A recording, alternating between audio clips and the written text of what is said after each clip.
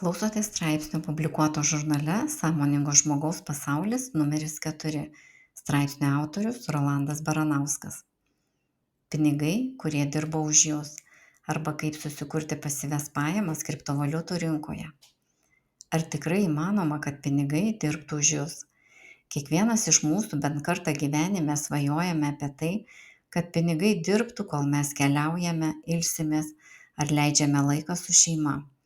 Skamba gražiai ar ne? Nors tai gali pasirodyti lyg graži utopija, šiuolaikinės technologijos, o ypač kriptovaliutų pasaulis, siūlo vis daugiau galimybių tokiam scenarijui įgyvendinti. Klausimas tik vienas: ar jūs pasiruošę tapti savo pinigų vadovu? Kas yra pasyvios pajamos? Pasyvios pajamos tai pajamos, kurios generuojamos nuolat, jums aktyviai nedalyvaujant kiekviename proceso žingsnyje. Skamba tarsi stebuklas, bet iš tikrųjų tai yra planavimo, žinių ir tinkamų įrankių rezultatas.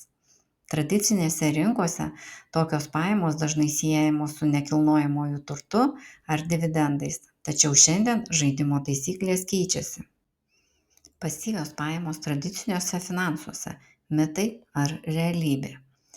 Investavimas į nekilnojamąjį turtą, akcijų dividendai, pensijų fondai – visa tai vis dar galioja, bet dažnai grąža būna kukli, o barjerai aukšti. Buto ar namo nuoma skamba viliojančiai, kol nesusiduri su nuomininkais, kurių pasyvumas dar didesnis nei tavo. Be to, grąža iš indėlių dažnai net nepadengia infliacijos. Reikia ieškoti modernesnių sprendimų.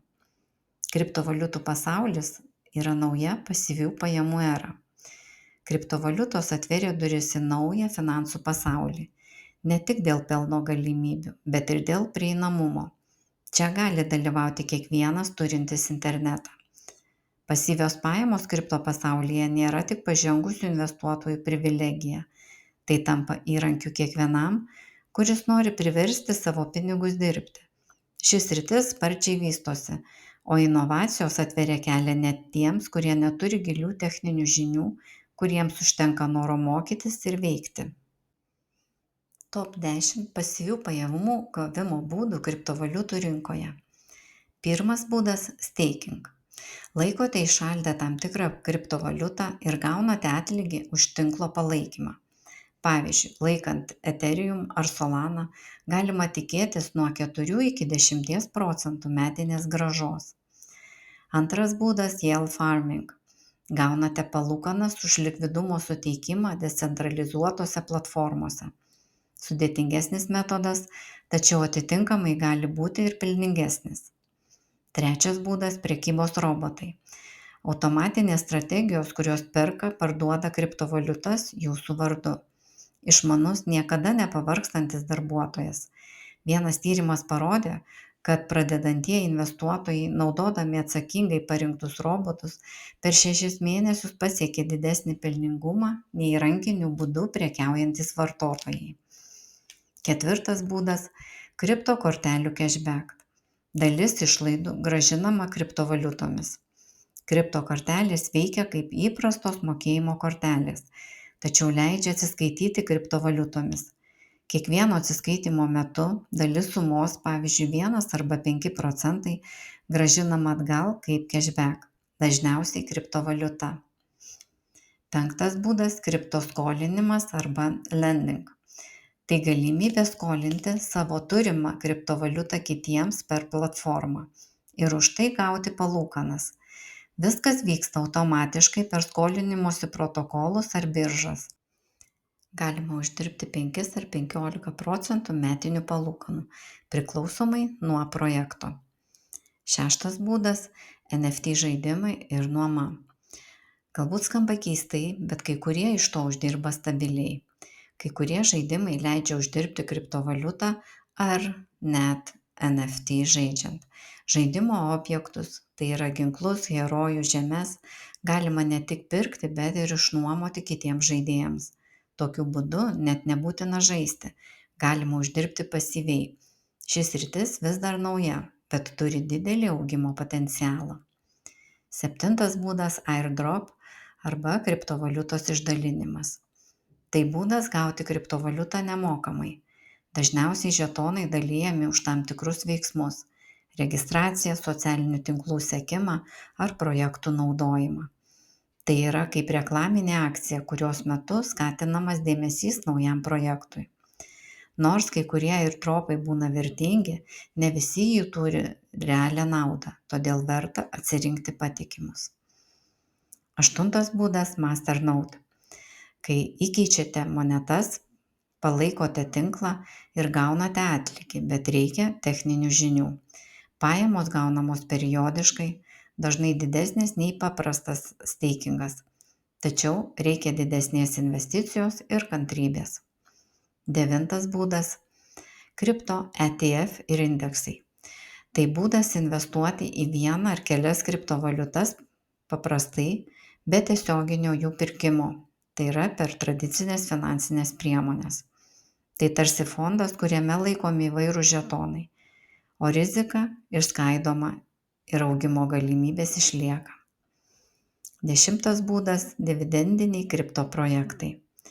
Tai kripto projektai, kurie moka reguliarias išmokas, tai yra dividendus žetonų turėtojams. Pajamos gali būti mokamos ta pačia kripto arba kita valiuta priklausomai nuo projekto. Tokios pajamos yra pasyvios, bet priklauso nuo projekto pelno ir aktyvumo. Tokie projektai dažniausiai skatina laikyti žetonus ilgą laiką. Prekybos robotas – naujas darbuotojas jūsų pinigų komandoje. Prekybos robotai jau ne tik profesionalų įrankis. Jie stebi rinką, analizuoja situaciją ir atlieka sandorius 24 valandas per parą, 7 dienas per savaitę. Pagrindinis pliusas – emocijų nebuvimas. Nėra baimės, godumo ar FOMO, tai yra baimės praleisti kažką svarbaus. Bet ir čia svarbu atsirinkti, ne kiekvienas robotas dirba jums, kai kurie tik tam, kad įtikintų jūs įnešti pinigus ir žinoma pamirštų jūs. Patikimos kompanijos, kuriančios prekybos robotus, užtikrina skaidrumą, aiškias strategijas ir galimybę stebėti, kaip veikia jų sprendimai. Kai kurie robotai naudoja pažangius dirbtinio intelekto algoritmus, kurie prisitaiko prie rinkos pokyčių ir optimizuoja sandorius remiantis realiuoju laiku kintančiais duomenimis. Tokie sprendimai ypač vertingi tiems, kurie nori generuoti pajamas kasdien, bet neturi laiko patys nuolat stebėti rinkos. Naudojant tokius robotus, kai kurie investuotojai kasdien fiksuoja nuoseklią grąžą be būtinybės sėdėti prie ekranų. Tinkamai sukonfigūruotas robotas gali veikti tarsi finansinis asistentas. Jis neserga, nemiega ir nepavargsta, jam nereikia atostogų. Net ir konservatyvūs investuotojai šiandien ima žvalgytis į šią technologiją kaip į galimybę diversifikuoti portfelį ir padidinti bendrą grąžą. Kokie yra realūs pavojai? Kodėl ne viskas taip paprasta? Galimybių daug, bet ir pavojų nemažiau. Fiktyvios platformos, apgaulingi pažadai, investicijų konsultantai kabutėse, kurių vienintelis tikslas yra jūsų sąskaita. Pridėkime dirbtinį intelektą, kuris padeda kurti įtikinamus video suklastotų žmogaus balsu ar net veidu ir turime 21 amžiaus sukčių, kurį sunku atpažinti. Todėl svarbu rinktis tik tokius sprendimus, kurie yra skaidrūs, turi gerą vardą ir sulaukia palankių naudotojų įvertinimų. Svarbu suprasti, kad net pažangiausi prekybos sprendimai veikia dinamiškoje rinkos aplinkoje. Kainų svyravimai, likvidumo pokyčiai ar netikėtos naujienos gali turėti įtakos rezultatams.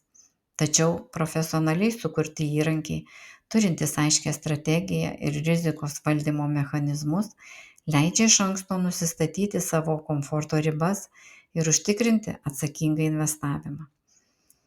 Kaipgi pasirinkti saugių pasyvių pajamų instrumentą? 1. Patikrink reputaciją. ChatGPT, Google – tai jūsų draugai. 2. Skaitykite ne tik atsiliepimus, bet ir kas juos rašo. 3. Venkite posakio per gerai, kad būtų tiesa. 4. Naudokite nedidelės testinės sumas. 5. Neskubėkite, jūsų pinigai niekur neskuba, nebent juos kažkas nori kabutėse išgelbėti. Pradėkite nuo mažų žingsnių. Štai 5 veiksmų planas. Pirmas veiksmas – pasirinkite sritį, kurią norite išbandyti. Antras – įsigilinkite. 1 valanda YouTube ar kitų mokymų gali sutaupyti 1000 eurų. Trečias žingsnis – išbandykite su nedidelė suma. Ketvirtas žingsnis – stebėkite rezultatus. Penktas žingsnis – jeigu patinka, didinkite investicijas atsakingai. Taip galėtų atrodyti tavo diena, jei tavo pinigai dirbtų už tave.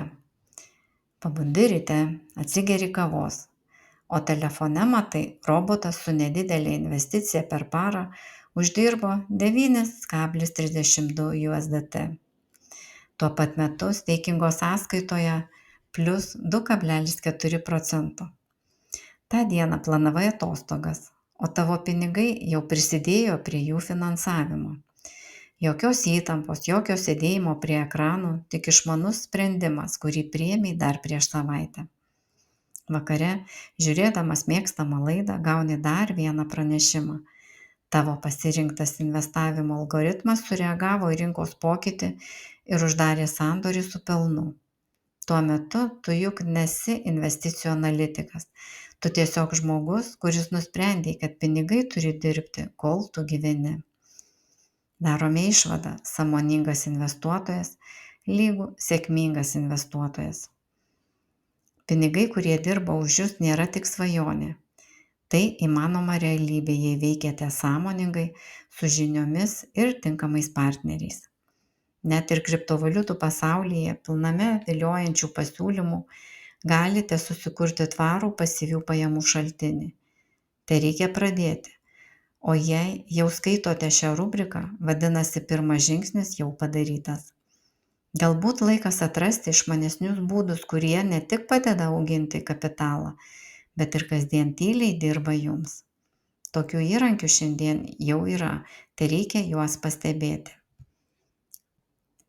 Decentralizuoti finansai – tai novatoriška finansinė technologija, naudojanti blockchain ir kriptovaliutas tiesioginiams sandoriams tarp žmonių, verslų ar organizacijų, be tradicinių tarpininkų, tokių kaip bankai. Daugiau autoriaus Rolando Baranausko straipsnių skaitykite kituose žurnalo Sąmoningo žmogaus pasaulis numeriuose.